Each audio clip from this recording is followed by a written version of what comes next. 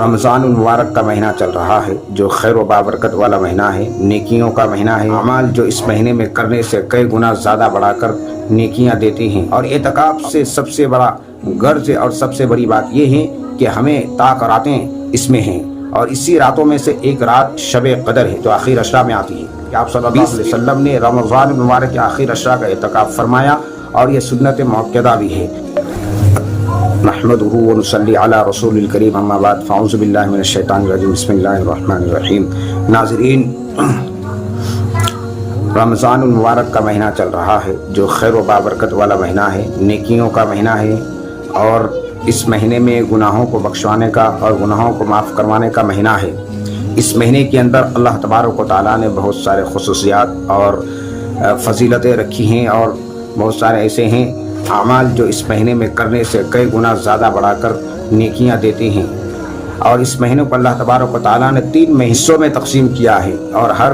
3 عشروں کا الگ الگ اس کی فضیلت ہے۔ پہلا عشرہ رحمت کا، اور درمیانی عشرہ جو ہے مغفرت کا، اور آخر عشرہ جو ہے جہنم سے آزادی کا۔ اور آخر عشرہ میں جہنم سے آزادی کے ساتھ ساتھ اس کے علاوہ بھی اس عشرہ کے اندر اور بہت سارے خصوصیات رکھا ہے۔ یوں تو پورے ماہ رمضان ہی خیر و برکت والا مہینہ ہے، اور نیکیوں کا لوٹنے کا، نیکیوں سے اپنے جھولیوں کو بھرنے کا، گناہوں سے معاف کروانے کا، مغفرت کا پروانہ حاصل کرنے کا، مگر اس کے علاوہ آخر عشرہ میں جہنم سے آزادی کے ساتھ ساتھ اس عشرے کے اندر اللہ تبارک و تعالیٰ نے اعتکاف جیسی اعمال کو رکھا ہے، جو آپ صلی اللہ علیہ وسلم کی زندگی میں ہمیشہ اس کی پابندی رہی ہے۔ آپ صلی اللہ علیہ وسلم نے یہاں تک کہ آخر ایصال اسی حالت میں فرمائے کہ آپ صلی اللہ علیہ وسلم نے 20 روزے کا اعتکاف فرمائے، اور سنت مؤکدہ وہی ہے کہ آخر عشرہ، اور اعتکاف سے سب سے بڑا غرض اور سب سے بڑی بات یہ ہے کہ ہمیں طاق راتیں اس میں ہیں، اور اسی راتوں میں سے ایک رات شب قدر ہے جو آخر عشرہ میں آتی ہے۔ 20ویں روزے سے لے کر کے 30ویں روزے تک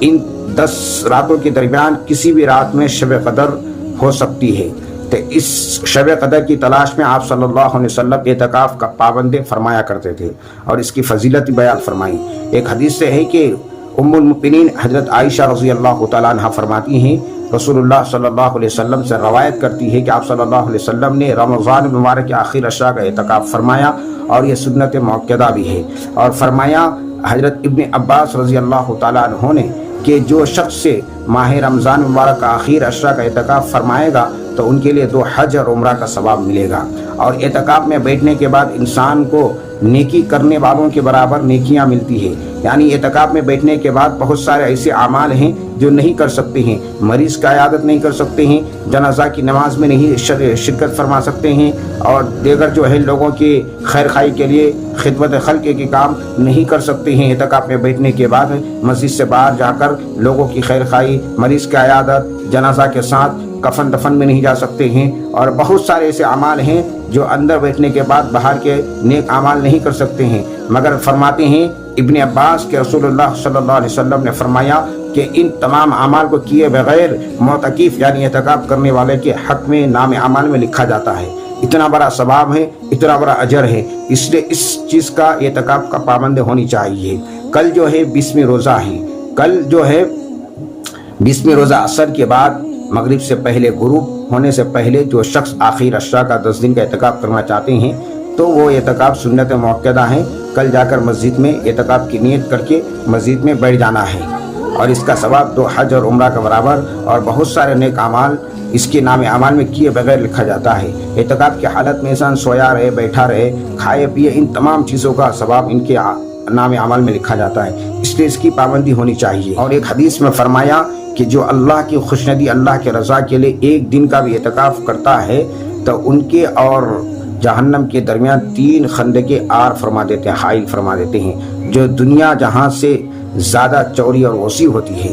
اتنا بڑا اجر ہے۔ اور اعتکاف 3 طرح کا ہوتا ہے، ایک واجب اور ایک سنت اور ایک نفل۔ نفل کا کوئی وقت مقرر نہیں ہے، 1 دن کا بھی کر سکتے، 2 دن کا، 3 دن کا بھی کر سکتے ہیں، اور اس سے کم کا بھی کر سکتے ہیں۔ اور واجب وہ ہیں جو کہ یہ اپنے اوپر منت مان لیں کہ میں اتنے دنوں کا اعتکاف کرنا ہے، اتنے دنوں کا اعتکاف کرنا ہے، تو یہ واجب ہو جاتا ہے۔ اور سنت موقدہ وہ ہے جو آپ صلی اللہ علیہ وسلم نے رمضان مبارک کے آخر اشرا کے 10 دن کا اعتکاف کا پابند فرماتے، تو یہ اس کو سنت موقدہ ہے۔ اور اس اعتکاف کا وقت 20ویں روزہ کے عصر کی نماز کے بعد مغرب سے پہلے، غروب ہونے سے پہلے مسجد میں اعتکاف کی نیت کر کے بیٹھ جانا ہے۔ یہ 10 دن کا اعتکاف یہی سنت موقدہ ہے۔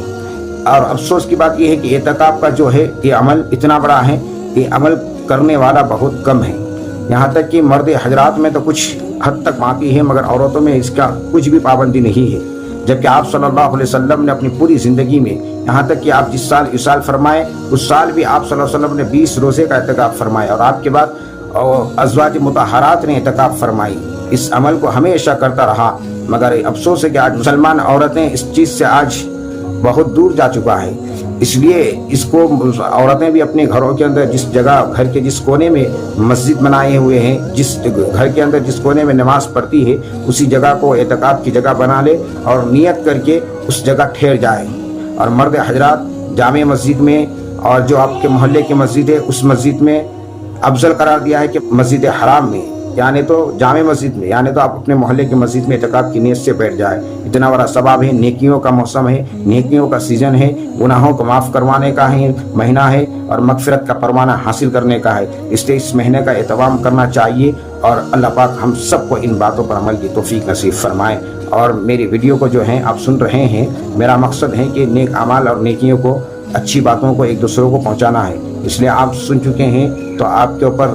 ضروری اور لازم ہے کہ صدقہ جاریہ سمجھ کر ثواب کی نیت سے ایک دوسرے کو آپ اس ویڈیو کو واٹس ایپ کے ذریعے شیئر کر دیجیے، تاکہ ان باتوں کو سن کر کوئی ایک بھی عمل کرے گا تو آپ کو تا قیامت تک اس کا ثواب ملتا رہے گا۔ السلام علیکم ورحمۃ اللہ۔